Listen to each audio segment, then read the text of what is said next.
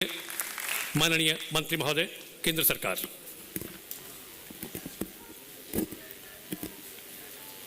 भारत माता की। आज के हमारे ई गुरुकुल के कार्यक्रम में विशेष रूप से हमारे बीच में उपस्थित हम सबके सम्माननीय सिक्किम के महामहिम गवर्नर सम्माननीय ओम प्रकाश माथुर जी, मंच पर उपस्थित सभी हमारे वरिष्ठगण, संजय जी ने सबका नाम लिया है, तो मैं उसी में अपना सबके प्रति आदर के साथ संबोधित करते हुए सभी वरिष्ठ सम्मान्यगण, अलवर के मेरे सभी सम्मान्य प्रबुद्धगण, भाइयों और बहनों, कुछ दिनों पहले पहलगाम में हमारे देश के निर्दोष नागरिकों का जीवन कुछ क्रूर आतंकवादियों के द्वारा लिया गया। हमने कार्यक्रम का प्रारंभ उनको विनम्र श्रद्धांजलि के साथ किया है। पहलगाम में ये जो हमला हुआ, इसमें जो हमारे निर्दोष नागरिक मारे गए, वास्तव में हमला हर भारतीय पे हुआ है। हमारे प्रधानमंत्री जी ने जैसा कहा है कि हमला भारत की आत्मा पर हुआ है और इसलिए ये देश प्रधानमंत्री जी के नेतृत्व में जरूर इस कायरतापूर्ण हमले का जवाब देगा।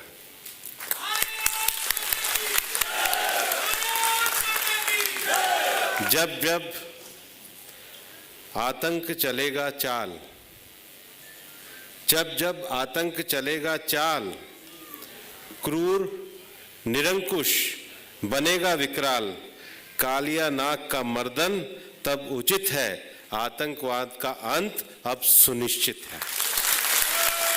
और इसलिए देश प्रधानमंत्री नरेंद्र मोदी जी के नेतृत्व में विकसित भारत ही नहीं, ये सुरक्षित भारत बनाने के लिए भी प्रतिबद्ध है। और आज ये जो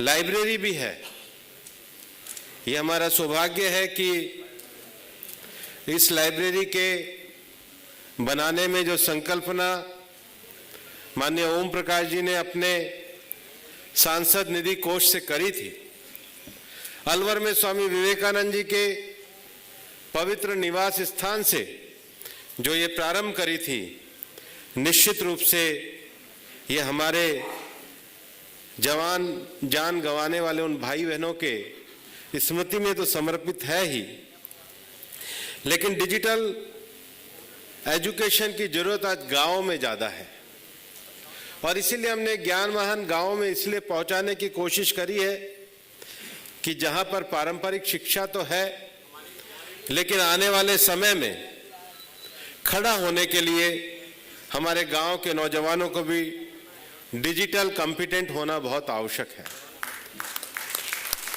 आज के समय में हम दो चीजों पे जरूर जोर देते हैं, एक खेल पर और एक शिक्षा पर। जैसा कहा जाता है कि साधु की पूछो न जाति न कोई, जो हरि का भजे वो हरि का होई।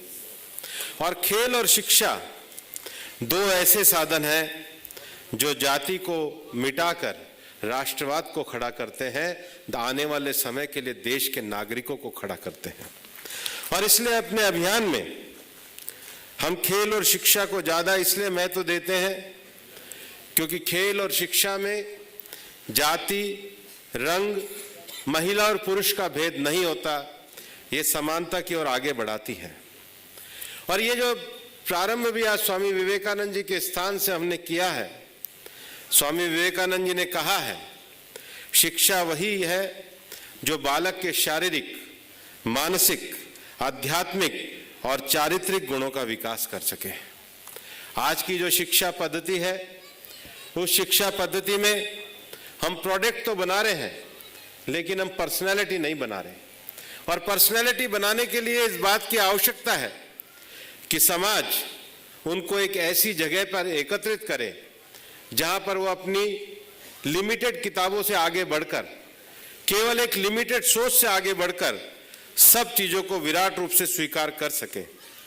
और हमारे देश के प्रसिद्ध जो मैथमेटिशियन थे श्रीनिवास रामानुजन, उन्होंने कहा था कि गणित के सूत्र भी मेरे लिए तब तक महत्व के नहीं है जब तक वो मेरे में आध्यात्मिक विचार पैदा ना कर सके। अलवर तो एक ऐसा स्थान है जहाँ पे महाराज भर्तृनाथ का स्थान है। अलवर संतों की तपोस्थली भी है। और मैं मानता हूँ मेरे जो पूर्व सांसद थे महाराज चांदनाथ जी, उनसे बड़ा संत और शिक्षा के महत्व को देने वाले सामाजिक व्यक्ति को मैंने अपने जीवन में नहीं देखा। मेरी जो उनसे चर्चा हुई थी, चांदनाथ जी के जो सामाजिक क्षेत्र में विचार थे, शिक्षा के क्षेत्र में विचार थे, ये लाइब्रेरी उनके विचारों के लिए भी समर्पित है। मैं आपको ये कहना चाहता हूं कि आज भारत में प्रधानमंत्री जी के नेतृत्व में हम एक नई एजुकेशन पॉलिसी को लेकर के आए हैं। इस नई एजुकेशन पॉलिसी में हमने जब मातृभाषा में शिक्षा को महत्व दिया है, वहीं प्राथमिक शिक्षा में नए पाठ्यक्रमों को लाने के लिए, क्षेत्रीय भाषाओं में पुस्तकों के अनुवाद करने के लिए और देश में जो रिसर्च इकोसिस्टम है, उस रिसर्च इकोसिस्टम को हम लोगों के जीवन में डालने के लिए इस ई लाइब्रेरी के संकल्प को आगे बढ़ाना चाहते हैं। और इसलिए देश प्रधानमंत्री जी के सपनों में जो भारत हम बनाना चाहते हैं, वो तभी तरक्की करेगा जब हम सोशल साइंस से लेकर साइंस का हर सब्जेक्ट अपनी भारतीय भाषाओं में मजबूती के साथ पढ़ाने का काम करेंगे। और इसलिए जो लोग अलग अलग चीजों में बांटकर, अलग अलग चीजों में लोगों को बांटकर राजनीतिकरण करना चाहते हैं, उनकी दुकानें राजनीति में सेवा करके और गवर्नेंस को आगे बढ़ा करके हमको आगे ले जानी होगी। और देश की जो नई एजुकेशन पॉलिसी भी है, उसमें देश की हर भाषा को उचित सम्मान और श्रेय देने का काम हमको खड़ा करना है। हम 2047 के एक विकसित भारत की बात करते हैं, लेकिन जो लोग राजनीति भी कर रहे हैं, उनको इस बात को समझना होगा कि आने वाले 25 सालों में प्रधानमंत्री नरेंद्र मोदी जी ने जो विकसित भारत का सपना हमारे सामने रखा है, उसमें हमें एक ऐसी ऊर्जावान पीढ़ी को तैयार करना होगा जो गुलामी की मानसिकता से मुक्त हो, जो नवाचारों के लिए उत्सुक हो, जो विज्ञान से लेकर खेल तक हर क्षेत्र में अपना परचम फहराने के लिए तैयार हो और 21वीं सदी के अनुरूप ऐसे हुनरमंद लोगों को खड़ा करना ही राजनीतिक लोगों का काम होना चाहिए। ये मैं आपके सामने कहना चाहता हूं। आज अलवर क्षेत्र में हमारी 27 लाइब्रेरियां, इस 27 अप्रैल तक 66 लाइब्रेरियों का निर्माण कार्य ये पूरा हो जाएगा। मैं ये मानता हूं कि मई में 9 और लाइब्रेरियों का काम पूरा हो जाएगा और 30 जून में 27 और लाइब्रेरियों का काम पूरा हो जाएगा। हम ये चाहते हैं कि ये तो हम केवल इसलिए चलाना चाहते हैं, हम ये नहीं कहते कि इससे कोई पूरा अलवर का विषय हम पूरा कर लेंगे, लेकिन हम ये चाहते हैं कि अभी तक हम लोगों ने केवल समाजों के नाम पे हॉस्टल बनाए हैं। समाजों के नाम पे हॉस्टल में बैठ करके जागृति तो आई है, लेकिन अब उससे एक नींव आगे बढ़नी पड़ेगी। अब हॉस्टल में से सक्षम और संस्कारवान युवा को खड़ा करना होगा, ये बड़ा काम है। मेरी बहनें यहाँ पर बैठी हैं और मेरी बहनें जो इतनी हमसे उम्मीद करके बैठी है अलवर में पानी के लिए, मैं आपसे प्रार्थना करना चाहता हूँ, मैं आपको ये हमारे सब लोगों के बिहाफ पे कहना चाहता हूँ, हम दिन रात लगे हुए हैं, आपको निराश नहीं होने देंगे। हमने अलवर की जो पानी की समीक्षा करी थी, हमें लगा था कि अलवर में जितनी आवश्यकता है उसमें 50 MLD पानी कम है। तो संजय जी से बात हुई, लंबे समय तक लोग कहा करते थे, आज तो हमारे महामहिम गवर्नर जी बैठे हुए, हम कहना नहीं चाहते कौन कहा करते थे, पर ये कहा करते थे कि सिली सेट से तो पानी आ ही नहीं सकता है, फॉरेस्ट की परमिशन मिल ही नहीं सकती है, सिली सेट से पानी कैसे आएगा, फॉरेस्ट से बीच में है। संजय जी ने प्रस्ताव पास करके भेजा, हमने 1 हफ्ते में उसे पास करा दिया। आज 24 MLD पानी सिली सेट से आने के लिए 23 करोड़ का टेंडर शुरू हो गया है, वो 24 MLD का पानी बढ़ेगा। दूसरी बात कहा करते थे, हमने पिछले साल से समीक्षा में बात करी, 10 MLD पानी बेकार जा रहा था, एसटीपी में बेकार जा रहा था। हमने कहा ये पानी इंडस्ट्री को बेचो, इंडस्ट्री कम से कम गर्मी में पानी अगर एसटीपी का पानी लेगी तो ये वाला पानी पीने के काम आएगा। मैं आपको ये कहना चाहता हूं, कल सेंट गोबेन इंडस्ट्री ने, सेनर्जी स्टील ने वो पानी खरीदना तय किया है। अब ये पानी वहां जाएगा तो हमारे पानी में से बचत होगी।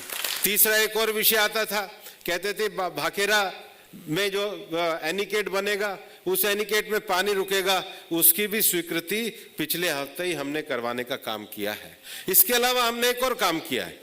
एक जो सबसे बड़ी समस्या शहर में रहती थी कि जब टैंकर जाते थे तो जिसकी सिफारिश होती उसके घर पे चले जाते थे, हमने उसका जीपीएस लगवा दिया है।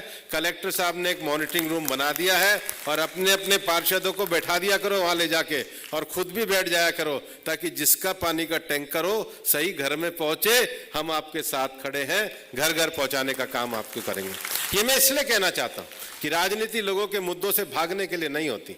हम उन लोगों के लिए नहीं है जो चीज को कह करके और चले जाएं। आपके बीच में रहकर, आपके बेटे बनकर, आपके भाई बनकर, आपके परिवार के सदस्य बनकर हम अलवर और देश के विकास के लिए प्रधानमंत्री जी के सपनों को जमीन पर लाने के लिए काम कर रहे हैं। आपका आशीर्वाद हमें मिलता रहे। जय हिंद, जय भारत।